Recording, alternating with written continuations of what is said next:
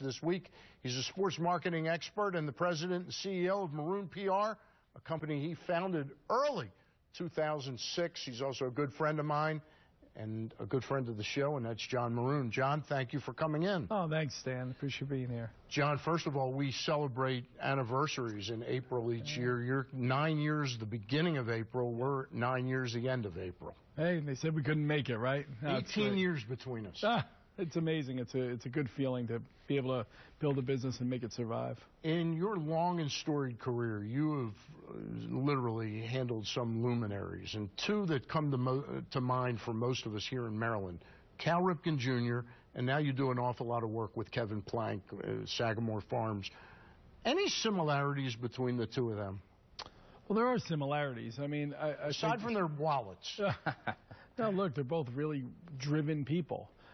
Much different how they came to that position, right? Because Cal is a professional athlete playing in all those games and preparing each and every day, and how those lessons he learned on the ball field translate. I obviously know Cal a lot better than I know Kevin. Diane Pelkey at Under Armour is really Kevin's PR person. We're lucky enough to do some work with him. But Kevin is a very focused, very driven, and energetic guy. And in the few times I've been with Kevin and working with him on some stuff, he's with you for a few minutes and you're excited and pumped and you leave thinking you could do anything. And that's his belief. And that's why I believe Under Armour has become such the iconic brand in such a short period of time. Ironically, tonight when I booked you, I had also booked Sal Sinatra, the GM, the new GM at Maryland Jockey Club, Pimlico opening up in about a month, 3 weeks. His passion for racing and the state of Maryland racing. Could you talk a little bit about that? Yeah, I mean, just anyone who knows about Sagamore Racing and Sagamore Farm and what he did with that historic property, preserve it and take it to a whole new level, will know that. And if you haven't seen the farm, check it out. It's just absolutely beautiful in Baltimore County. And what Kevin wants to do is he wants his horses, his athletes, to be looked at just like we look at the Orioles and the Ravens and the Terps and the Tigers. We got the Sagamore horses. And he's building something really special there. It's something he's very passionate. And as you know, it was born out of his, as a kid, going to the Preakness. Sure. And so that really spurred that passion and that love, and it continues to grow. And so it's really a special place.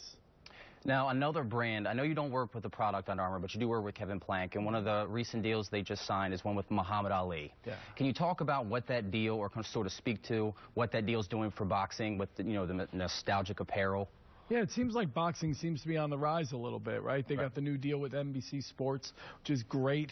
And the Pacquiao-Mayweather fight's taking interest in boxing way up again. So that's terrific. But I think just from the outside looking in on this particular, I'm very much from the outside looking in like you guys are. But I look at another brilliant move by Under Armour. They have so ultra aggressive and smart in the last few months. It's been fun to watch. It's a great source of pride for all of us in Baltimore.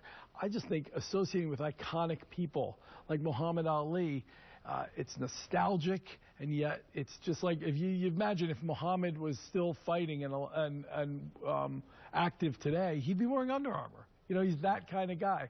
So I just think that, coupled with all the aggressive moves in the fitness app world, he's just taking it up and up and up, and it seems like every week we're hearing about something. John, just under a minute. Time flies when you're having a good time. Yes.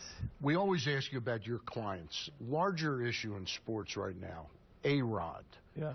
Comments by Chris Davis. Haloti Ngata leaving. We live in a very different sports landscape today.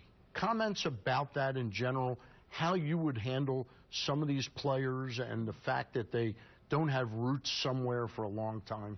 Well, I mean, it's actually two different questions from my perspective. The first is comments and being out there and everyone having an opinion. The advent of social media has changed everything in our industry, in the sports world for sure. Everyone has an opinion, whether it's valid or not. Everyone feels the need to give their opinion instantly. And Twitter, I think, for all of its benefits, and there's a lot of benefits, it has a lot of downside, and you have to be smart and careful. I think the leagues are trying, and the teams are trying to work really hard and well with their players. But it's that little piece out there that you really can't control. Every once in a while, somebody's going to say something that makes you go, ah. Why? What's the value there? You're the guy to have if they do screw up. All right. John Maroon, actually, he keeps his clients from screwing up. We appreciate your stopping in. Thank you. Really do. Thanks for having me, guys. When we get back, the new Maryland Jockey Club General Manager, Sal Sinatra, joins the show, so stick around. Your child can join former major leaguers at the Ultimate Summer Baseball Camp.